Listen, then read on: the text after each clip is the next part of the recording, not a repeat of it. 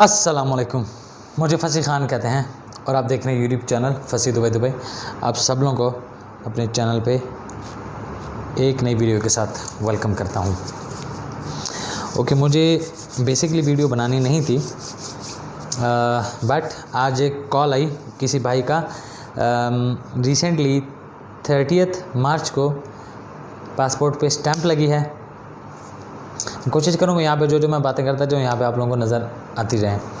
Passport पे उसकी stamp लगी रिफ्यूज़ल की, टर्की वीज़ा की। तो उसने मुझे फ़ाइल भेजी। मैंने उससे कोई अपॉइंटमेंट का नहीं कहा कि अपॉइंटमेंट आप लो, क्योंकि मुझे उसको स्टडी करना था और मेरे भी नोटिस में है। और वही बात अब आपके साथ मैं डिस्कस करने लगा हूँ कि अगर आप लाहौर में जायरिस के थ्रू या एनातोलिया के थ्रू अगर आप फ़ाइल प्रोसेसिंग करा रहे हैं टर्किश वीज़ा के लिए, तो आपकी एज 26 ईयर से ज़्यादा होनी चाहिए। और फैमिली के साथ कराओगे तो अच्छा रहेगा। इंडिविजुअल कराओगे तो 3-4 दिनों में रिफ्यूज़ करके वापस दे देते हैं। ये हो गई पहली बात। दूसरी बात, जिस भाई की मैं बात करने लगा हूँ, उस भाई की फ़ाइल में कुछ प्रॉब्लम था और उसकी बेस पे मैं आप लोगों को बताऊँगा कि क्या प्रॉब्लम था।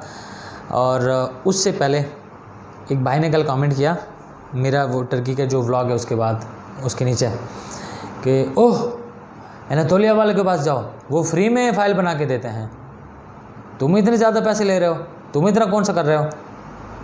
तो सबसे पहली बात कि मैं मुसलसल कह रहा हूँ, मुझे गुस्सा कभी कभी आता है, इंसान है, गुस्सा आता है, गाली देने का भी दिल करता है ऐसे लोगों को। लेकिन फिर मैं चुप कर जाता हूँ और कभी ज़रूरत अगर पड़ी तो कैमरा पे गाली देना चाहिए। मुश्किल नहीं है, अगले बंदे को पता होना चाहिए कि यार गाली भी दे सकता है, क्योंकि कुछ लोगों को वही बात समझ आती है। मैं इस भाई की कमेंट की बात नहीं कर रहा, जनरली बात कर रहा हूँ।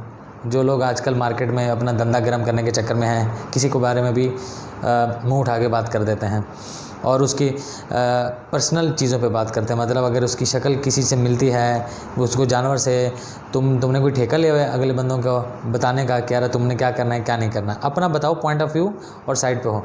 अपना पॉइंट ऑफ व्यू बताने के लिए या प्रूव करने के लिए किसी और को गलत कहना इज़ रॉन्ग। एनीवे, तो एनातोलिया वाले और जायरिस वाले अपने सर्विस चार्ज लेते हैं। वीज़ा की जो फ़ीस है जो एम्बेसी में जाती है वो 10 से 12 हज़ार पाकिस्तानी रुपीज़ है मैक्सिमम, जबकि आपसे ली जाती है जायरिस के ऑफिस में 17,800 PKR और एनातोलिया में भी इतनी ली जाती है 18,000 या 17,000 समथिंग PKR। मतलब वो जो एक्स्ट्रा 6 या 5,000 है उसमें टैक्सेस भी हैं और उनकी फ़ीस भी है 5,000 एटलीस्ट। तो सबसे पहले तो ये पॉइंट क्लियर करो। दूसरी बात कि फ़ाइल के कोई सींग नहीं है न पर हैं कि वो निकल के आ जाएंगे या वो निकलते हैं। वो कोई टाइपिंग होती है, डॉक्यूमेंट्स होते हैं, चेक लिस्ट है, वो कोई भी अरेंज करके दे सकता है। लेकिन वीज़ा सक्सेस रेशो एक वो बंदा कर सकता है जो मुसलसल ये काम कर रहा हो। एक अनाड़ी में और एक कारीगर में फ़र्क अगर रेट का होता है तो वो इस चीज़ का होता है कि वो बंदा ठीक करके देगा। डॉक्टर की बात करो, अगर अच्छे स्पेशलिस्ट के पास आप जाओगे वो ज़्यादा पैसे लेता है, महंगा होता है। क्यों? क्योंकि उसको चीज़ों का ज़्यादा पता होता है। अगर लॉयर की बात करोगे, एडवोकेट की बात करोगे, उसका भी सेम प्रोसीजर है और सेम चीज़ें हैं। तो लाइफ में अगर कोई चीज़ महंगी है या कोई चीज़ पैसे चार्ज कर रही है तो किसी वजह से कर रही है। Without logic, without reason life में कोई भी चीज़ नहीं है, ना अल्लाह ताला ने बनाई है। जब आपकी फ़ाइल बनती है उसमें आपका NTN देखा जाता है, आपकी फ़ाइल देखी जाती है और आपको फ़ाइल पैरेलल सारे डॉक्यूमेंट्स को, कि मतलब वो कोई भी डॉक्यूमेंट उठाए तो जो आपने स्टोरी अगर फेक भी बताई हुई, खुदा ना खास्ता, पहले तो नहीं बतानी चाहिए, रियल सारी चीज़ें बतानी चाहिए, बट अगर फेक भी बताई हुई तो वो सारी चीज़ें एक इंटरलिंक्ड हो और कनेक्टेड हो। एक आपको ट्रेंड बंदा जो फ़ाइल बना के देगा। अब फेक का मकसद अल्लाह रहम करे क्या है, क्या बताओ कि मैं 2018 से टैक्स पेयर कर रहा हूँ, अब ये फेक है। ऑफ कोर्स जब आप करते हो तो आप 2020 या 19 में आपने टैक्स NTN रजिस्टर्ड कराया होता है जब आप टर्की का वीज़ा अप्लाई करना चाहते हो, और उसके रिटर्न्स अगर आप बताते हो, प्लस आप बताते हो मैं रजिस्टर्ड हूँ। रजिस्टर्ड नहीं होते पाकिस्तान में, ज़्यादातर लोग रजिस्टर्ड नहीं होते। तो यही चीज़ मतलब फेकनेस है, बाकी और कुछ मेरा मकसद नहीं है। तो और ना बाकी मैं बता सकता हूँ वीडियो में। बताने का पर्पज़ क्या है, एक्सप्लेन करने का पर्पज़ क्या है कि आपको अगर किसी बंदे ने कुछ चीज़ें ऐड करके भी दी हुई हैं तो वो सारी चीज़ें इंटरलिंक्ड होती हैं और उसी के ही पैसे लिए जाते हैं।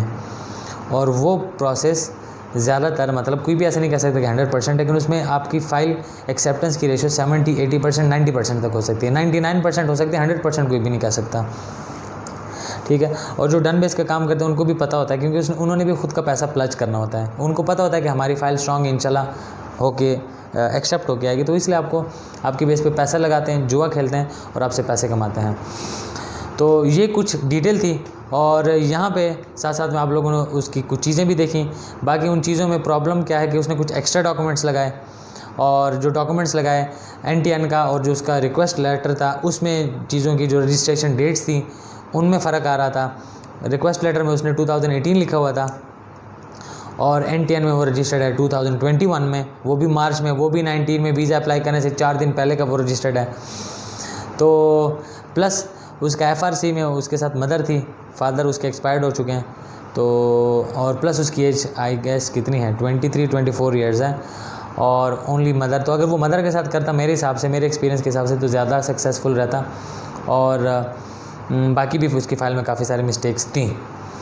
तो एनीवे, अगर अभी तक चैनल सब्सक्राइब नहीं किया तो चैनल सब्सक्राइब करें, बेल आइकन दबा दें और वीडियो पसंद करें, जिससे मुझे मोटिवेशन मिलती है आप लोगों के लिए डेली कंटेंट क्रिएट करने के लिए। तो फिर मिलते हैं किसी और टाइम एक और वीडियो के साथ, तब तक अपना बहुत ज़्यादा ख्याल रखें, मुझे दुआ में याद रखें। अल्लाह हाफ़िज़, बाय एंड टेक केयर।